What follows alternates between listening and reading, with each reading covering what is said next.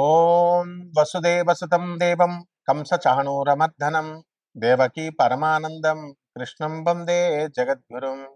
ఓం శ్రీ రాధాకృష్ణాభ్యాం నమ. కృష్ణం వందే జగద్గురుం, అర్జునం వందే జగదేక వీరం. ఇప్పుడు శని వక్రించినటువంటి సమయం జూలై నెల 26, 27వ తేదీల్లో 2026 సంవత్సరంలో శని మరి మీన రాశిలో మనకి వక్రించడం అనేటటువంటిది జరిగింది. ఇది ఎప్పటి వరకు ఉంటుంది ఈ శని వక్రించి అంటే మనకి డిసెంబర్ 10, 11, 2026 సంవత్సరం వరకు ఉంటుంది. మళ్ళీ శని సభ్య దిశలోకి డిసెంబర్ 10, 11వ తేదీల్లోకి వస్తాడు. రఫ్గా కనుక మనం చూసుకున్నట్లయితే 4.5 నెలల సమయం ఈ సైకిల్ అనేటటువంటిది కొనసాగుతూ ఉంటుంది. దీన్ని ఎక్కడికి మళ్ళీ సవ్యదశలోకి వస్తుందంటే మళ్ళీ డీప్ వాటర్స్ అయినటువంటి మీనరాశిలోకే మనకి ఈ వక్రించడం జరుగుతుంది. స్పెసిఫిక్గా మనకి ట్రాన్సిట్ ఎక్కడికంటే త్రూ రేవతి నక్షత్రం, ఉత్తరాభాద్ర నక్షత్రం నుంచి మనకి ట్రాన్సిట్ అనేటటువంటిది జరుగుతుంది. మరి దీని వలన మనకి కొన్ని రాశుల వారికి మేలు జరుగుతూ ఉంటుంది, కొన్ని రాశుల వారికి మధ్యస్థంగా ఉంటుంది, అలాగే కొన్ని రాశుల వారికి మరి యాడ్వర్స్ రిజల్ట్స్, బ్యాడ్ రిజల్ట్స్ ఇస్తూ ఉంటుంది. కాబట్టి దీనికి మనం ఏం చేయాలండి అని అంటే మనకి ఆగస్ట్ నెలలో మనం 12వ తేదీన మనకి ఒకటి జరుగుతుందండి. ఆగస్టు 12న మనకి టోటల్ సోలార్ ఎక్లిప్స్ అంటే సంపూర్ణ సూర్యగ్రహణం ఏర్పడబోతోంది. అసలు మనం ఆగస్టు 12న 2026 సంవత్సరంలో ఒక వెరీ రేర్గా జరిగేటటువంటి 6 గ్రహాల అలైన్మెంట్ అనేటటువంటిది, 6 ప్లానెట్ అలైన్మెంట్ అనేటటువంటిది జరుగుతుంది. ఏమిటి ఆ గ్రహాలు అంటే బుధుడు, కుజుడు, గురుడు, శని. ఈ గ్రహాలు 4 అయితే యురానస్ అండ్ నెప్ట్యూన్ అంటే రాహుకేతువులు దగ్గరగా ఉంటాయి.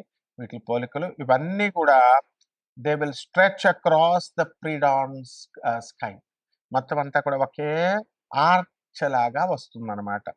సో దీన్ని మనందరం కూడా నేకెడ్ అయితే చూడొచ్చు మనం ఖగోళంలో, ఆకాశంలో. బెస్ట్ టైం ఏంటంటే ఆగస్టు 12వ తేదీన దగ్గరగా 1 గంట నుంచి గంటన్నర పాటు మనకి ఎవరి ఊర్లో వాళ్ళకి లోకల్ సన్ రైజ్ లొకేషన్ ఏదైతే ఉందో ఆ లోకల్ సన్ రైజ్ టైంలో దానికంటే ముందు గంటన్నర ముందు మనకి ఈ 6 ప్లానెట్ల అలైన్మెంట్ కనబడుతూ ఉంటుంది.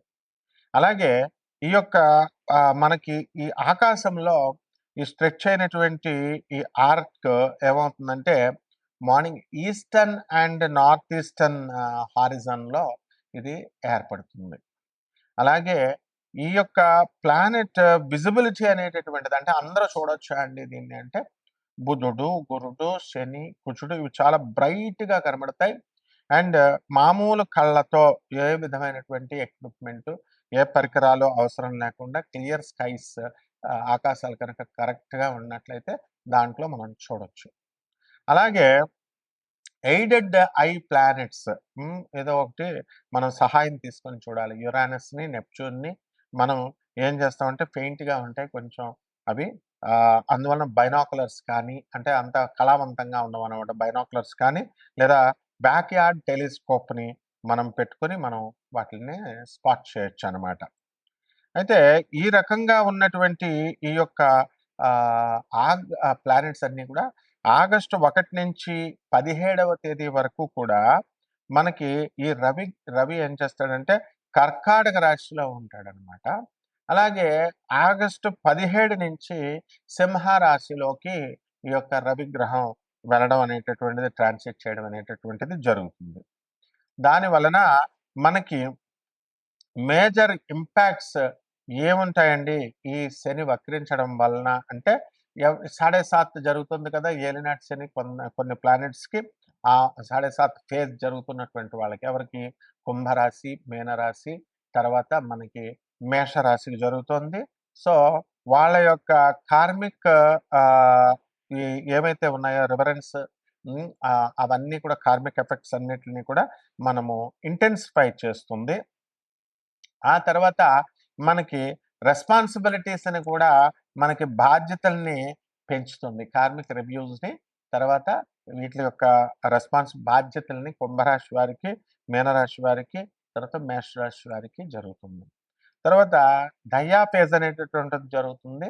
అదేమిటంటే సింహ రాశిలో అండ్ ధనుస్సు రాశి వాళ్ళకి వీళ్ళ యొక్క ఎవరికైతే జరుగుతుందో వాళ్ళందరూ కూడా శనీస్ వాళ్ళ దశలు జరుగుతున్నాయో సో ఈ యొక్క స్క్రూటినీ జరుగుతుంది. శని స్క్రూటినీ దానివల్ల ఎక్స్ట్రా కాషన్ ఫైనాన్సెస్‌లో కానీ, ధన విషయాల్లో తర్వాత వర్క్ ప్లేస్ చోట స్ట్రెస్ ఇలాంటి విషయాల మీద ఎఫెక్ట్ అనేటటువంటిది పడుతుంది వీట్లి వల్ల.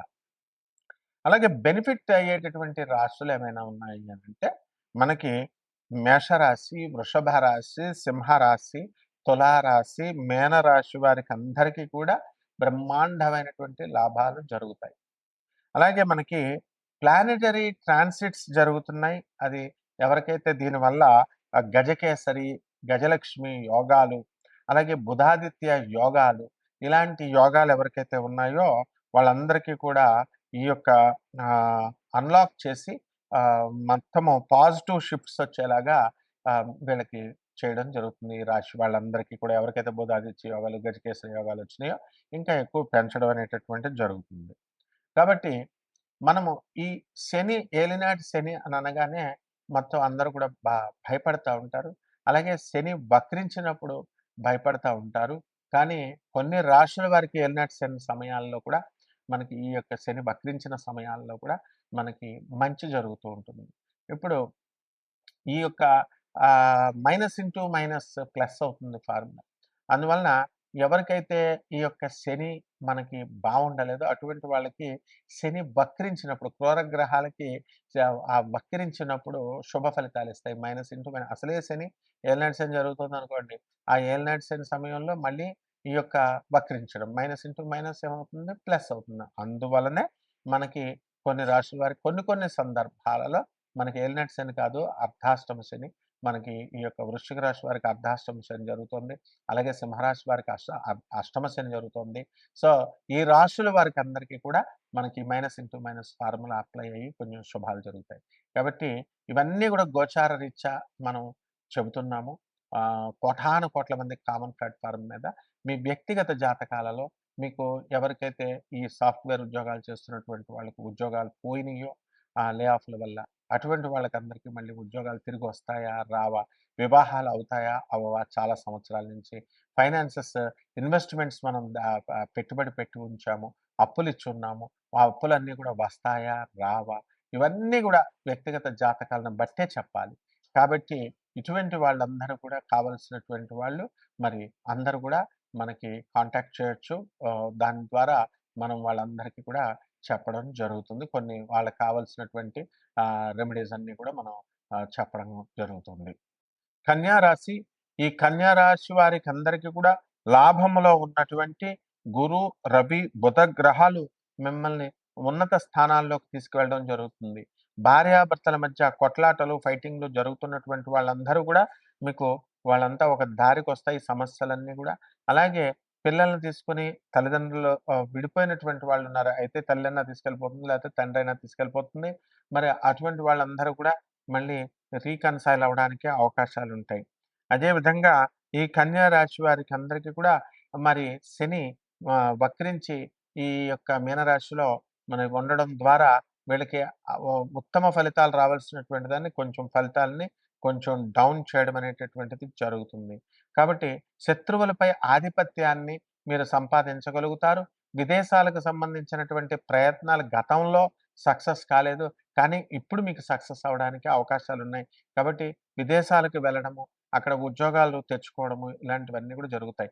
అలాగే సాఫ్ట్‌వేర్ జాబులు ఇయన్నీ కోల్పోయినటువంటి వాళ్ళు ఎవరైతే ఉన్నారో అటువంటి వాళ్ళకందరికీ కూడా మళ్ళీ తిరిగి వీళ్ళకి ఉద్యోగాలు రావడానికి అవకాశాలున్నాయి.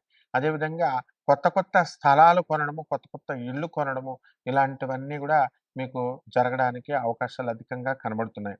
అదేవిధంగా ఈ యొక్క కన్యా రాశి వారికి అందరికీ కూడా పోలీస్ డిపార్ట్మెంట్, సెక్యూరిటీ ఇలాంటి డిపార్ట్మెంట్స్‌లో పనిచేస్తున్నటువంటి వాళ్ళందరికీ గూడా మీకు ప్రమోషన్స్ రావడానికి అవకాశాలు అధికంగా కనబడుతున్నాయి. అలాగే కన్యా రాశి వాళ్ళకి నడుము నొప్పులు, మోకాళ్ళ నొప్పులతో కొంచెం శారీరక ఇబ్బందులు ఉన్నటువంటి వాళ్ళందరికీ కూడా వాళ్ళవి కంటిన్యూ అయ్యి ఆగస్టు 17వ తేదీ తర్వాత నుంచి తగ్గడానికి అవకాశాలుంటాయి. అలాగే ప్రభుత్వాల నుంచి ప్రభుత్వ ఉద్యోగాల కోసం ఎవరైతే ప్రయత్నిస్తున్నారో వాళ్ళకి ఆగస్టు 3, 4 వారాల నుంచి సక్సెస్‌ఫుల్‌గా అవ్వడానికి అధికమైనటువంటి అవకాశాలుంటాయి.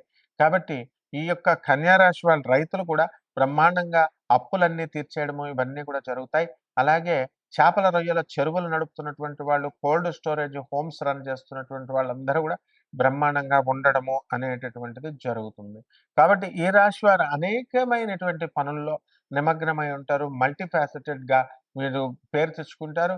అన్ని టాస్క్‌లు కూడా ఒకే ఏకధాటి మీద వీళ్ళు సక్సెస్ అవ్వడానికి అవకాశాలున్నాయి. వీళ్ళ పిల్లల్ని కాలేజీల్లో జాయిన్ చేయడంలో వీళ్ళు బిజీగా ఉండడము, పిల్లల చదువు విషయమై కొంచెం గతం ఎన్నో రోజులుగా టెన్షన్ పడుతున్నటువంటి వీళ్ళకి ఆ టెన్షన్ నుంచి బయటపడడం జరుగుతుంది. ఇక ఈ యొక్క శని జపం జేసుకోవాలా పరిహారాలు, శని స్తోత్రాలు చదవాలా, శనికి కిలోంపావు నల్ల నువ్వుల్ని, నల్లని వస్త్రాలనిచ్చి పేద బ్రాహ్మణులకి శనివారం నాడు ఉదయం కరెక్ట్‌గా 8 గంటలకి దానం చేసుకోవాలా. దశ మహావిద్యల్లో ఒకటైనటువంటి ఈ యొక్క మహాకాళి అమ్మవారి యొక్క మంత్ర జపము, అమ్మవారి యొక్క స్తోత్రాలు చదువుకోవడము, అమ్మవారి యొక్క హోమం చేసుకోవడం ద్వారా బ్రహ్మాండంగా ఉంటుంది. అలాగే రావి చెట్టుని ఇంట్లో వేసుకొని తులసి చెట్టుకి, రావి చెట్టుకి కలిపి పూజ చేసుకోవడము, ఆ రావి చెట్టు చుట్టూ ప్రదక్షిణాలు చేయడము, గురుచరిత్ర పారాయణ చేసుకోవడం ద్వారా బ్రహ్మాండంగా ఉంటుంది. శుభమస్తు.